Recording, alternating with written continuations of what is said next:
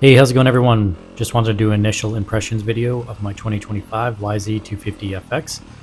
And I put the two turn clips in there because that is probably my favorite part of this motorcycle so far, is how well it handles. It feels so light and nimble.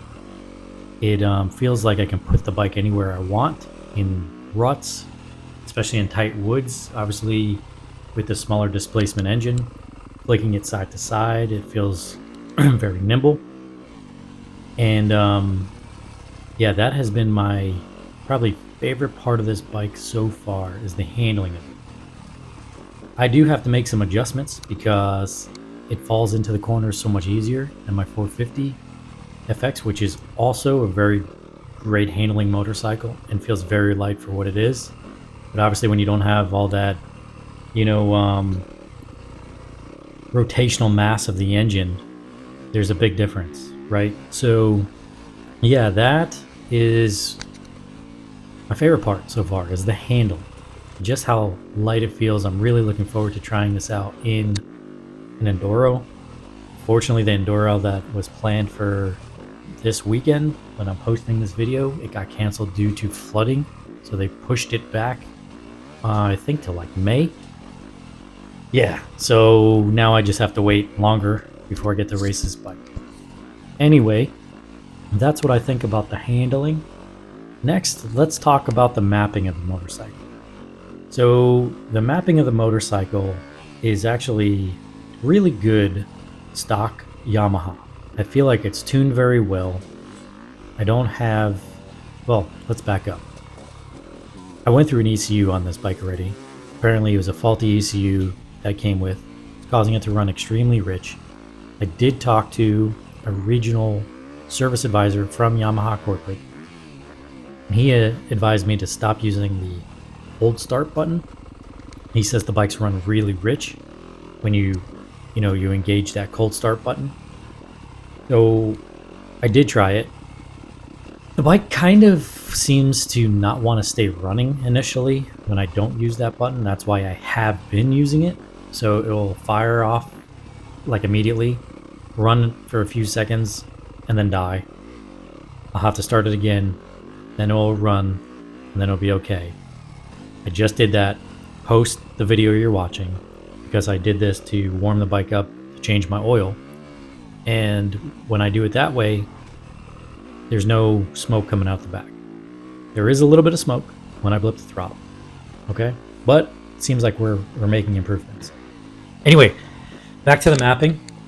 I've ran the stock map from Yamaha, which is like a level 4 in the Power Tuner app.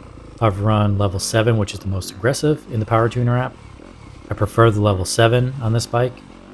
I also have tried the Kiefer Freefeel 2.0 map and Kiefer's Response map. Out of all those maps, I either like Kiefer Freefeel 2.0 or the level 7. Those two seem to be my favorite maps. Response map pulls pretty good down low, and I liked it, but the more I rode them back to back, I just preferred the Kiefer Freefeel 2.0. The stock map, it's just lacking a little bottom end punch for me, so that's why I'm not using that map. So I'll probably stick between either level 7 and Kiefer Freefeel 2.0. Bike does really well with no flame outs. I haven't had any. What else can I tell you about the mapping? Just runs clean. I don't feel many power dips, but again, I'll put some more hours on it and really try and think about that. Feel if I feel any kind of dips in the power. But yeah, so far I like the mapping, and once the bike is warm, it fires immediately, like 2 little cranks and it's fired up. So it seems to only be hard to start when it's dead cold. Okay, so we talked about the handling, we talked about the mapping. Suspension. The suspension so far, as you can guess, it's a cross-country race bike. It's pretty stiff, but again, we don't have many hours on this bike, so I keep on riding it, wait till, I don't know, 10-12 hours before I decide if I gotta revalve it or anything like that. But to be honest, already I can tell The valving is not what's bothering me. Maybe the front forks just are a little stiff. That being said, I have everything adjusted to the standard, which there's a range of 20 clicks on the suspension. So I'm either at 10 in the front on compression and rebound, and then in the rear same. The only thing I've adjusted, I slowed down, I should say I went one click softer on the rebound for the rear shock because I felt like it was kicking me a bit. So I either became accustomed to it or the one click made a difference, because once I made that adjustment I didn't notice it kicking me as much anymore. And check the sag. The sag was at 104, so I actually didn't even touch it. I left it alone. Yeah, it's just a little stiff in the tighter, slower technical areas, just like the previous FX. The bigger hits like a log jump or motocross track, anything like that, it actually feels perfect. I wouldn't actually adjust it at all. Yeah, and why I'm telling you it feels a little stiff as well, with the clickers where they're at in the standard settings, I still have about 4 inches of travel, maybe 3 inches of travel before bottoming out in the front forks. So that's a little more than necessary even when you're adding in some jumps. I know they're not huge jumps, but they're still decent size. So that's what I have to say about the suspension.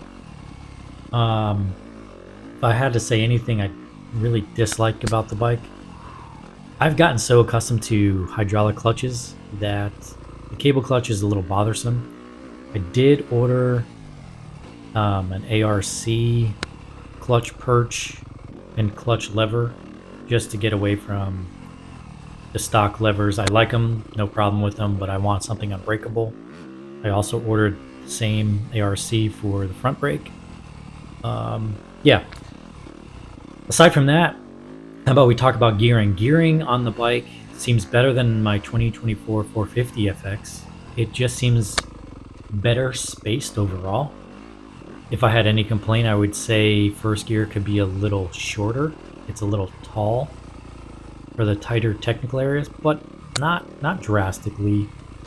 I just feel like the 450's first gear is so short, it's almost unusable. So maybe it's a good thing. But the 250 doesn't have the same torque, so I just notice it a little more. Going back to back between these two bikes, they feel similar but very different. Obviously, you're dealing with almost double the CCs, so we'll talk about engine and horsepower, the performance of how I feel on that. I am pleasantly surprised with running the Kiefer Freefeel 2.0 response map and the level 7 map. All of those, the bike has actually more grunt, more power than I was expecting. I'm actually pleasantly surprised in that arena, because I thought it maybe was going to feel a little underpowered to me, especially coming off a 450 and a 350. But I have no complaints. It actually just wants to be revved a little more, which makes sense. And when you rev it up mid to upper range, I mean, man, this bike feels like it pulls forever. It does feel, it has plenty of power, especially in an enduro setting. Maybe a larger hair scramble setting, it may feel a little slower down, like, some longer straights and whatnot. Because as you see in the video you're watching after I shut up, I'll let you watch a couple of laps, but I can go pretty much wide open in the fields on this bike, and while it pulls hard, it's obviously not going to pull nearly as hard as my 450.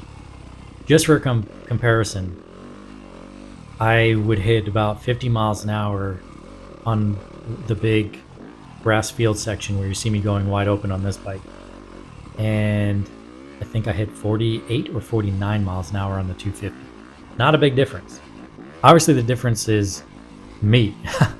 When I get the feeling of, okay, I'm going fast enough, and I roll off, it comes much quicker on the 450. So that's about it. Anyway, guys, I've been talking for almost 10 minutes. That's my initial impressions of this bike. 2 thumbs up. I had an issue in the beginning, not the bike's fault. Well, it is the bike's fault. I shouldn't say that, but I'm not going to hold it against this model because I haven't heard of this issue with anybody else. So it seems like it was a very unfortunate thing for me to go through.